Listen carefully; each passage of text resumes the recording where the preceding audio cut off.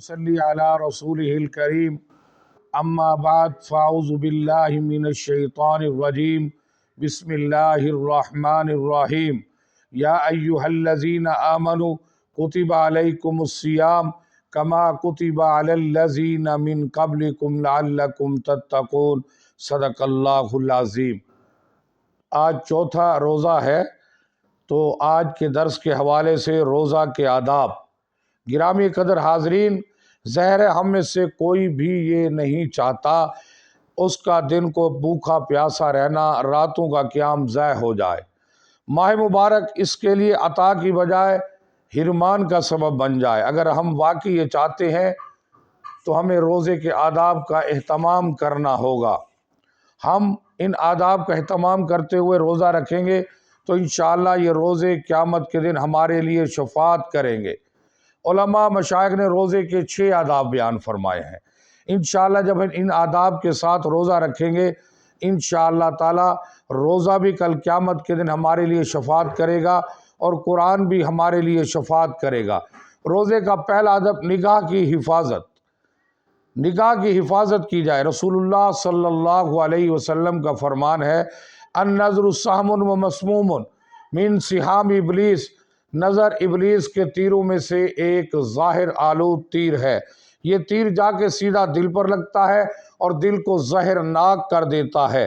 دل میں تقوی اور ایمان کا نور اس وقت تک پیدا نہیں ہو سکتا جب تک نگاہ کی حفاظت نہ کی جائے، اور جب اللہ تعالیٰ کے خوف سے نگاہ کی حفاظت کی جاتی ہے تو اللہ تعالیٰ دل میں ایسا ایمانی نور نصیب فرماتے ہیں جس کی حلاوت اور لذت دل میں محسوس ہوتی ہے۔ تو میرے بھائیو دوستو، نگاہ کی حفاظت کرنی ہوگی۔ جب نگاہ کی حفاظت کریں گے، بد نظری کی حفاظت کریں گے، دل کے اندر ایمان مضبوط ہوگا، طاقتور ہوگا، نور ایمان سے روشن ہوگا، عبادات کا ذوق اور شوق ہوگا۔ دوسرا ادب زبان کی حفاظت۔ روزے کا دوسرا ادب زبان کی حفاظت ہے۔ زبان اللہ تعالیٰ کی بہت بڑی نعمت بھی ہے اور امانت بھی ہے۔ زبان کا صحیح استعمال ہمیں جنت میں لے جا سکتا ہے اور اس کا غلط استعمال جہنم میں لے جانے کا ذریعہ بن سکتا ہے۔ ترمذی شریف میں حدیث ہے، سرکار دو عالم صلی اللہ علیہ وسلم نے فرمایا لوگوں کو جہنم میں چہروں کے بل ان کی زبانوں کی کرتوتیں ہی لے کر جائیں گی۔ صحیح بخاری میں حضرت سہل بن سعد رضی اللہ تعالیٰ عنہ کی حدیث ہے، رسول اللہ صلی اللہ علیہ وسلم نے ارشاد فرمایا جو میرا امتی 2 چیزوں کی ضمانت دے دے میں محمد صلی اللہ علیہ وسلم اس کی جنت کی ضمانت دیتا ہوں۔ جناب والا پہلی چیز جو 2 جبڑوں کے درمیان زبان ہے اس کی ضمانت دے دے، اور 2 رانوں کے درمیان شرمگاہ ہے اس کی ضمانت دے دے، میں محمد صلی اللہ علیہ وسلم جنت کی ضمانت دیتا ہوں۔ تو ہم نے روزے کے دوران زبان کی بھی حفاظت کرنی ہے، سچ بولنا ہے، جھوٹ سے غیبت سے اپنے آپ کی حفاظت کرنی ہے۔ یعنی اگر تم مجھے یہ ضمانت دے دو کہ زبان اور شرمگاہ کو غلط جگہ استعمال نہیں کرو گے تو میں تمہیں جنت کی ضمانت دیتا ہوں۔ اس حدیث سے معلوم ہوا کہ زبان کی حفاظت آدھے دین کی حفاظت ہے۔ حضرت عقبہ بن عامر رضی اللہ تعالیٰ عنہ روایت کرتے ہیں کہ میں نے رسول اللہ صلی اللہ علیہ وسلم سے پوچھا کہ نجات کا کیا طریقہ ہے، یعنی جہنم سے کیسے نجات پا سکتا ہوں، جہنم سے کیسے بچ سکتا ہوں؟ تو آپ صلی اللہ علیہ وسلم نے جواب دیا 3 کام کر لو عقبہ، 3 کام کر لو، جنت میں چلے جاؤ گے، جنت میں داخل ہونے کے حقدار ہو جاؤ گے۔ ایک یہ تو اپنی زبان کی حفاظت کرو عقبہ، زبان کی حفاظت کرو، جنت میں چلے جاؤ گے۔ دوسرا یہ کہ اپنا زیادہ وقت گھر میں گزارا کرو، فضول ادھر ادھر بازاروں میں نہ گھوما کرو، اور رمضان المبارک کے اندر بھی سب سے بڑا اہم سبق یہ ہے کہ ہم فضول وقت ضائع نہ کریں، بازاروں میں نہ گھومیں، اس وقت کو قیمتی بنائے۔ تیسرا یہ کہ اپنے گناہوں پر رویا کرے۔ تو پہلا ادب نگاہ کی حفاظت، دوسرا ادب زبان کی حفاظت، تیسرا ادب کان کی حفاظت۔ روزے کا تیسرا ادب کان کی حفاظت۔ یاد رکھیے جن چیزوں اور باتوں کا زبان سے نکالنا ناجائز ہے ان کا سننا بھی ناجائز ہے۔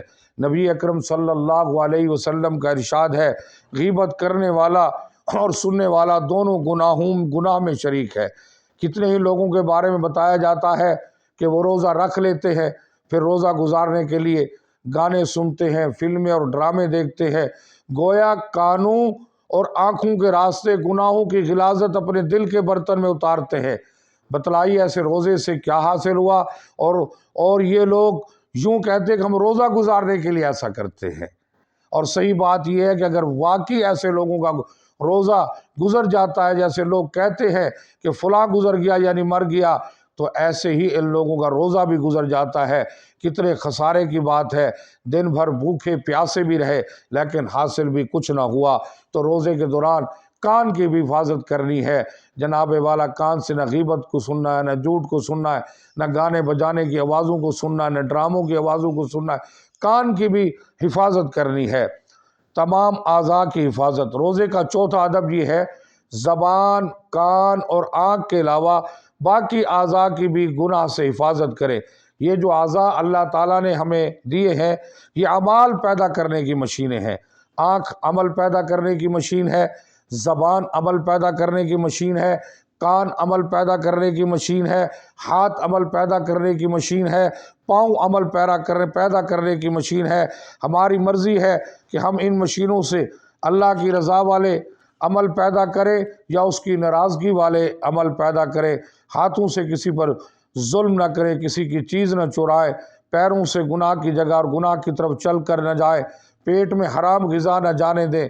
حرام کی مثال زہر کی سی ہے، زہر جسم کے لیے خطرہ ہے اور حرام غذا روح کے لیے خطرہ ہے۔ حرام کھانے سے دل میں کساوت پیدا ہوتی ہے، دل تاریک ہو جاتا ہے، اور حرام سے جو جسم پلتا ہے اس پر جہنم واجب ہو جاتی ہے۔ کم از کم رمضان المبارک میں اس بات کا اہتمام کر لیجئے کہ حرام کا لقمہ بھی ہمارے پیٹ میں نہ جانے پائے۔